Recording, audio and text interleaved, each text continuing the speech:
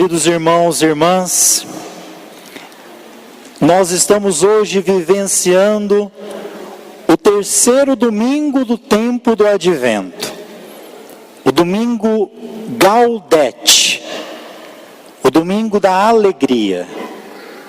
Tanto a primeira leitura, o Salmo e de modo especial a segunda leitura, fala de alegria. Gaudete, alegrai-vos. Alegrai-vos sempre no Senhor. Esse domingo, quando a liturgia tem a possibilidade, hoje a cor litúrgica poderia ser, além do roxo, a cor rósea. Essa cor que já manifesta alegria. O que nós estamos celebrando hoje? Vamos ter uma visão para nos facilitar. Imagine a Virgem Maria, Nossa Senhora grávida. Falta praticamente uma semana para Jesus nascer. Imagina como deve estar, ou como estava, Nossa Senhora, às vésperas, aos poucos dias de Jesus vir ao mundo. Como que ela estava esperando esse nascimento? Não era simplesmente o nascimento do seu filho, porque Maria, antes do anjo anunciar a ela como filha de Sião, como filha de Israel, também já esperava a expectativa da vinda do Messias. Então Maria está exultante, alegre pelo nascimento de Jesus. Ele está às portas. Aquele que vai nascer vai mudar, vai transformar o mundo. Essa alegria de Maria, grávida, deve ser a nossa alegria com ela. Maria hoje é aquela que nos ajuda. Não é uma alegria de um bobo alegre, de alguém que sai rindo por qualquer coisa. É uma alegria interior. É uma alegria que dá sentido nos piores momentos da vida. Esse é o domingo que nós hoje estamos celebrando nesse novo ano litúrgico da igreja, o ano C, que nós vamos caminhar de modo especial com São Lucas. A primeira leitura de hoje foi a leitura do profeta Sofonias. Talvez a gente ouviu falar pouco dele. Também é um profeta da época do exílio. E o exílio é uma época de muita dificuldade. Normalmente, quem vai para o exílio?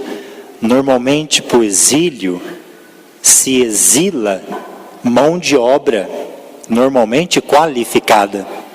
Quando eles vêm para exilar, eles levam quem sabe fazer as coisas. Ele leva o pedreiro, ele leva o sapateiro, ele leva o ferreiro. E aqueles que não sabem fazer nada, normalmente ficam naquela cidade. E nesse exílio que Sofonias nos conta, ele vai nos convidar à alegria. Ele vai dizer assim, que o nosso Deus que nós acreditamos é aquele que vai revogar toda a sentença de morte, afastar os inimigos e trazer a alegria. A alegria que ele está falando é uma só. Pode ter a dificuldade que tem. A verdadeira alegria, como diz Sofonias, é quando nós reconhecemos que o Senhor está no meio de nós. E aqui ele vai dizer assim: não te deixes levar pelo desânimo. Para a Virgem Maria, Lucas vai falar: não tenhas medo. Então que essa alegria possa também nos envolver. A segunda leitura de hoje é da carta dos Filipenses. Nós também ouvimos ela no domingo passado. Aqui nós devemos pensar como que alguém, mesmo estando preso, pode falar de alegria. Quando São Paulo escreve essa carta à comunidade de Filipos, São Paulo está na prisão. E essa comunidade perseguida, Paulo está dizendo para nós, mesmo se você passar dificuldade como eu estou passando, não deixe que ela tome conta de você. Alegrai-vos, eu repito, alegrai-vos no Senhor. E olha como que ele convida a gente a alegrar nessa alegria. Primeiro, ele diz que o Senhor está próximo. O que significa isso? A gente já lembra que nos primeiros domingos do Advento, nós falamos da primeira vinda, da vinda do Senhor na glória. O Senhor está próximo, Ele vai vir na glória para nos julgar, para nos salvar. E na época de Paulo, havia uma expectativa muito grande de que o Senhor já estava voltando. E é isso que ele fala. Primeira alegria, porque o Senhor está próximo. E depois o convite que ele faz: apresentai a Deus as vossas necessidades com orações e súplicas. Eu acho que aqui nós até fazemos bastante isso. A gente oferece muitas orações para Deus e muita súplica. E devemos fazer mesmo. Mas se a segunda parte não for feita, a primeira pode ficar em crise.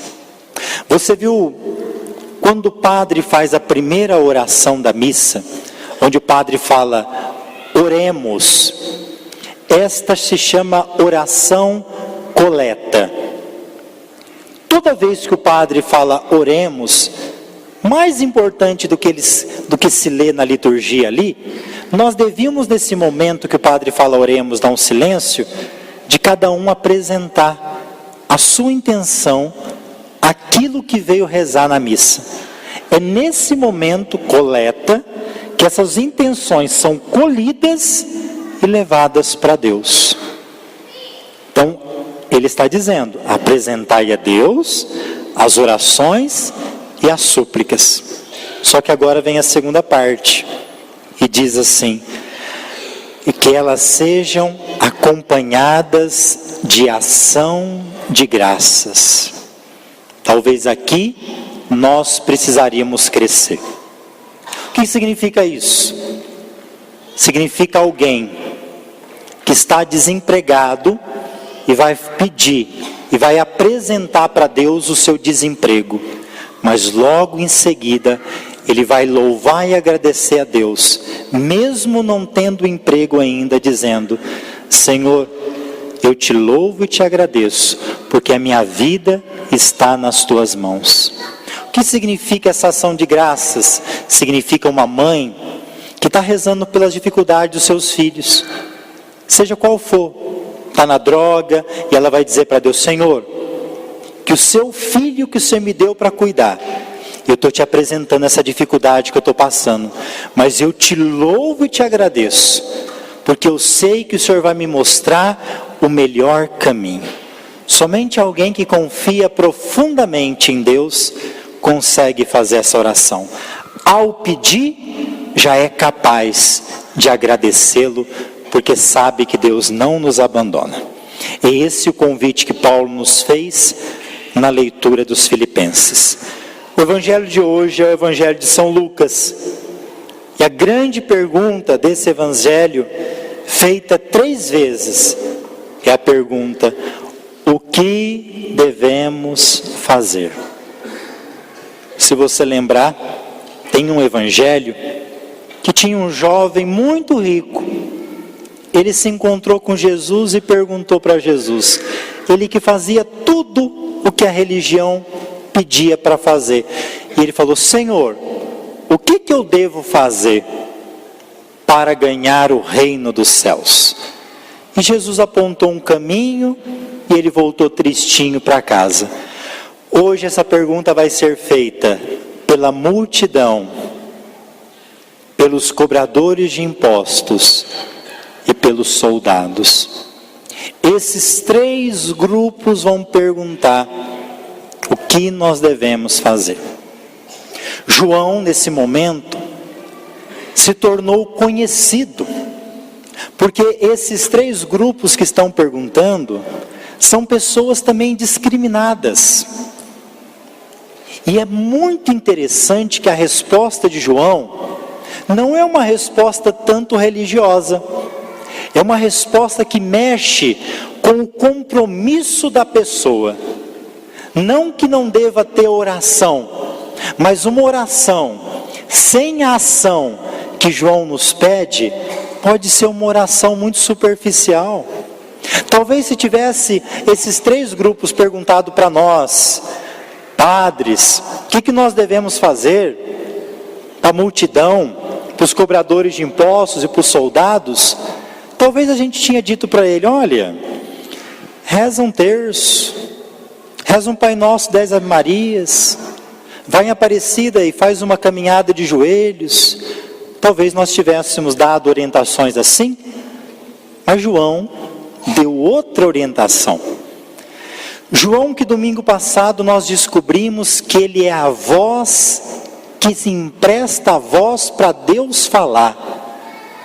E agora a multidão pergunta, o que nós devemos fazer? E João responde assim, que a caridade perdoa uma multidão de pecados. Ele está dizendo para a gente ser caridoso. É claro que quando ele está falando aqui, é numa outra realidade. A túnica daqui, ela vale muito. O rico às vezes usava 2 túnicas. Aqui nós estamos falando de um alimento, de pessoas que estão guardando alimento em casa com medo de passar fome, com risco de doar e se comprometer de ficar sem. Mas ele está falando para nós. Nós temos sido caridosos. A caridade é a essência da nossa espiritualidade. Se nós temos, e nesse período nos deixa um pouco mais sensíveis, mas deve ser sempre, de partilhar melhor as nossas coisas. Esses dias eu estava dizendo, essa semana, damos graças a Deus, que nós conseguimos atender, nós recebemos mais de 150 cestas básicas na paróquia para doar. Mais de 100 panetones.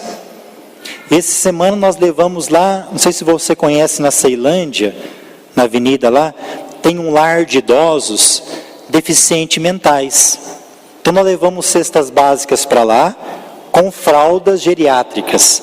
Tem um outro lar de idosos, é lá no lago, também com a mesma realidade, que vai receber cesta e fralda geriátrica. Lá para a Estrutural, na creche São José, nós enviamos também as cestas básicas, os brinquedos, os assistidos da nossa paróquia, que os vicentinos acompanham, receberam o panetone e a cesta básica, a pastoral da criança. Tem em Lusiânia uma casa que cuida de drogados, também nós enviamos para lá a cesta básica. Isso tudo fruto da sua doação que você trouxe aqui para a igreja. Foi essa partilha que nossa mão chegou em lugares tão longe de pessoas que precisavam. Os cobradores de impostos, que devia estar naquele momento do batismo, pergunta para João, o que nós devemos fazer? Vamos lembrar um pouquinho, o povo detesta os cobradores de impostos. Cobradores de impostos são pessoas mal vistas pelo povo. Zaqueu, o que João fala para ele, João Batista? O que nós devemos fazer? Se você tem um barzinho e você tem costume de marcar o fiado lá, para a pessoa pagar no fim do mês, João está falando assim, não acrescente mais nada nessa lista, além daquilo que a pessoa comprou. Se você trabalha num órgão público e tem condições com a senha de entrar e mudar números para vantagem, João está dizendo, não faça isso, porque isso é o caminho para o inferno. Se você tem poder em alguma coisa, não desvie dinheiro. Esses dias eu estava dando a minha opinião em uma situação. Você não precisa levar como opinião da igreja não, é minha, tá bom? Depois se quer entrar para um ouvido, você deixa sair para o outro. Para mim, alguém que desvia um dinheiro da saúde não deveria ser julgado Não que eu quero que a pessoa simplesmente seja presa, não é por isso. Mas tem que ser feita justiça. Não pode ser julgado simplesmente pelo desvio. Devolver o dinheiro não é suficiente. Quem vai lembrar de tantas pessoas que morreram por causa do desvio daquele dinheiro? Se você desvia um dinheiro da educação, quem vai lembrar de tantas crianças, adolescentes e jovens que não tiveram a possibilidade daquele investimento daquele dinheiro promover a educação e com isso desviar muitos filhos para outros caminhos? Quem vai cuidar dessa consequência? E assim tantas outras coisas. Nós seremos julgados por isso. Os soldados perguntam, porque também você se lembra que os cobradores de impostos, quando eles iam cobrar, eles sempre aumentavam um pouquinho a mais para ficar com uma parte do dinheiro para eles. Talvez hoje você conheça isso como caixa 2. Então já vem lá de longe. Os soldados perguntavam então: João, mestre, o que nós devemos fazer? Lembre que os soldados tinham uma das suas missões, era de saquear as cidades. Saqueando, muitos estupravam as mulheres, roubavam as coisas, os bens das pessoas. Esses são os soldados. Os soldados muitas vezes eram violentos. Por isso que quem trabalha no meio militar, de todas as forças, e aqui na paróquia, é uma paróquia que tem muitos militares, quem trabalha no meio do militar é um trabalho muito tenso. Tem que ter ajuda, tem que se trabalhar. Mudando agora do militar para todos nós. Nós estamos numa época onde todos nós, de alguma forma, está se tornando mais violento. Um pai e uma mãe que trabalham o dia inteiro, que tem um trabalho estressante, chega irritada em casa, abre o portão e não consegue deixar para fora do portão o que ela viveu lá. Entra em casa gritando. Aí a criança vem: mãe, pai, eu quero brincar, olha o que eu fiz hoje na escola. Não me enche o saco. Não venha com isso agora, não viu que eu trabalhei o dia inteiro? E começa a gritar. Ou seja, nós estamos criando crianças desde pequena, irritadas, com irritabilidade, estressadas.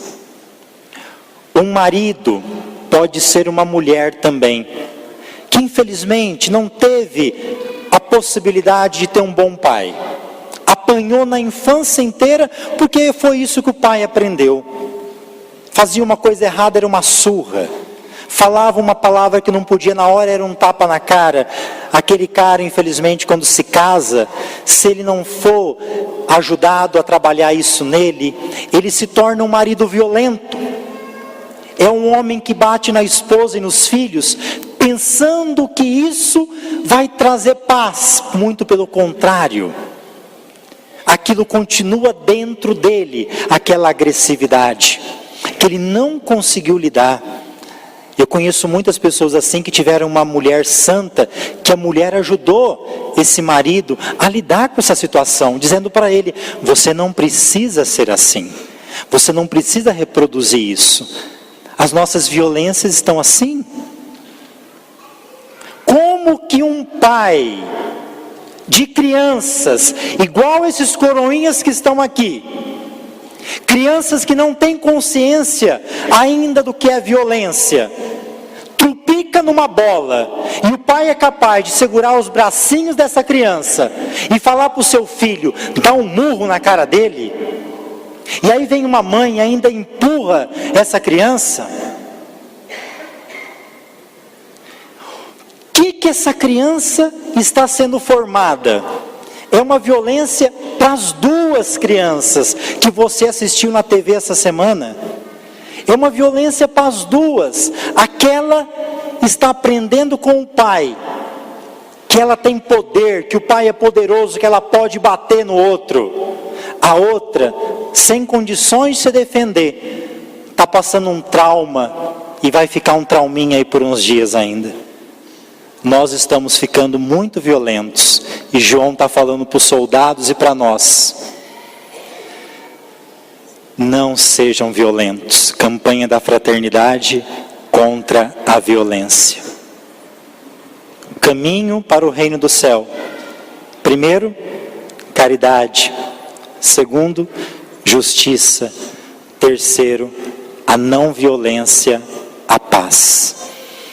E aí começaram a perguntar: será que João é o Messias? E ele então disse assim: eu vos batizo com água, mas virá aquele que vos batizará no Espírito Santo e no fogo. Eu não sou digno de desamarrar as sandálias dos seus pés. Olha que frase bonita.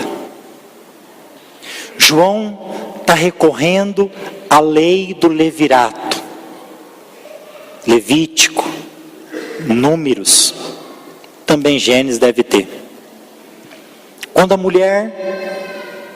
o marido dessa esposa morre, e ela não teve filho homem, para que se tenha descendência, levirato de Levi significa cunhado, o seu cunhado deve assumir esta esposa.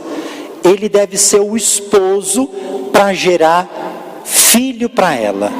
Quando o cunhado renega esse direito, a mulher desamarra a sandália dele e passa para o outro cunhado, dizendo assim: agora é tua responsabilidade ser esposo. O que João está querendo dizer? Quando ele diz que ele não é capaz nem de desamarrar as sandálias dele, está dizendo: ele é o esposo. Somente ele tem o direito de desposar a esposa, que é a igreja. Eu não tenho o direito de desamarrar a sandália. Ele que tem o poder. Eu não tenho o poder de passar para o outro. João está dizendo isso, que ele é o menor no reino dos céus. Ele veio para preparar o caminho do Senhor. E termina nessa visão escatológica: será recolhido nos celeiros aquele que viveram essas recomendações de João. Quem assim não viveu, será queimado como palha, num fogo eterno. Fogo eterno aqui quer simbolizar o inferno. Como é o terceiro domingo do Advento, que Nossa Senhora, alegre com a vinda de Jesus, nos ajude também a preparar bem o nosso coração para esperar esse Jesus, na caridade, na justiça e na paz. Louvado seja nosso Senhor Jesus Cristo.